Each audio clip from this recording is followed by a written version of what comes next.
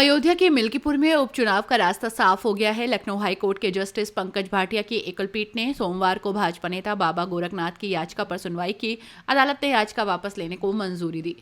गोरखनाथ ने कहा कि सपा चुनाव लटकाना चाहती थी, इसलिए कोर्ट में वकील खड़े किए थे। ऑर्डर की कॉपी आने दीजिए, सपा के झूठ का पर्दाफाश भी हो जाएगा। गोरखनाथ और निर्दलीय उम्मीदवार शिव मूर्ति ने 15 अक्टूबर को हाईकोर्ट में याचिका वापस लेने की अर्जी लगाई थी। उन्होंने कहा था कि वे अब ये केस नहीं लड़ना चाहते। मिल्कीपुर विधानसभा जो सीट है उसको लेकर के आपके द्वारा पिटीशन दाखिल किया गया था, लेकिन उसको जब वापस लेने की जो बात की गई थी उसको लेकर के भी लगातार सुनवाई चल रही थी। आज जिस तरीके से सुनवाई थी, क्या कुछ रहा है पूरा में? आज हमारे विद्वान अधिवक्ताओं के साथ मैं भी कोर्ट में था और बहुत खुशी की बात है, आज इलेक्शन पिटीशन 2 थी मिल्कीपुर में, एक मेरे द्वारा, एक शिवमूर्ति के द्वारा। दोनों वापस हुआ।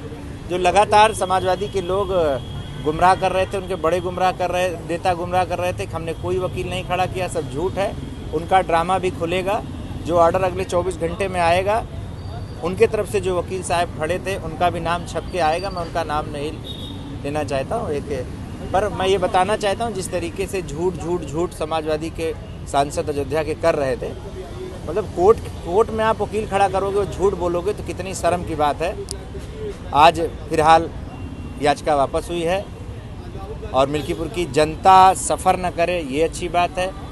वहाँ बहुत जल्द चुनाव होगा और वहाँ भारतीय जनता पार्टी बहुत बड़े वोटों से जीतेगी, ऐसा मेरा विश्वास है। जिस तरीके से आप इस पिटीशन को वापस लेने के लिए आ रहे थे, लेकिन अगर बात की जाए अवधेश प्रसाद के जो वकील थे वो लगातार इसमें जो बाधा हो रही थी, विरोध था, लेकिन एकाएक वापस हुआ, तो क्या कारण रहा कि जो विरोध देखा जा रहा था? देखिए, कुछ बचा नहीं था आज। जो भी, चूँकि मैं वापस लेने गया था, मैं लड़ने नहीं गया था। उसकी जो फॉर्मेलिटी होती है, सबको नोटिस करना, गजट कराना, जो भी उसकी फॉर्मेलिटी थी A to Z, मैंने सब पूरा कर दिया था। मेरे विद्वान वकीलों ने सब पूरा कर दिया था। कोई ऐसा चांस नहीं छोड़ा था हम लोगों ने कि जिससे कि वो बहस करें और पीछे हों। तो आज याचिका वापस हुई है, बहुत मैं खुश हूँ। मिल्कीपुर में बहुत जल्द चुनाव होगा, वहाँ की जनता सफ़र न करे, विकास की एक नई गाथा लिखी जाए, ऐसे ही मैं शुभकामनाएं मिल्कीपुर के लिए देता हूँ। ये मामला 2022 विधानसभा चुनाव से जुड़ा है। मिल्कीपुर में सपा प्रत्याशी अवधेश प्रसाद ने भाजपा प्रत्याशी बाबा गोरखनाथ को 13,000 से अधिक वोटों से हराया था। भाजपा नेता ने आरोप लगाया था कि अवधेश प्रसाद ने चुनाव प्रक्रिया में गलत हलफनामा दाखिल किया और नोटरी के नियमों का उल्लंघन किया। नियमों के मुताबिक कोई भी सीट खाली होने पर वहां 6 महीने के भीतर चुनाव कराना अनिवार्य है। चूंकि ये मामला हाईकोर्ट में था, इसलिए चुनाव नहीं कराया जा सका।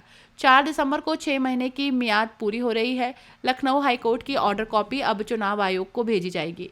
अब आयोग तय करेगा कि मिल्कीपुर में उपचुनाव कब होगा। माना जा रहा है कि चुनाव आयोग दिल्ली विधानसभा चुनाव के साथ मिल्कीपुर में उपचुनाव की तारीख घोषित कर सकता है। मिल्कीपुर में 2022 के विधानसभा चुनाव में अवधेश प्रसाद को 1,30,000 वोट मिले थे। उन्होंने भाजपा के बाबा गोरखनाथ को 13,000 वोटों से हराया था।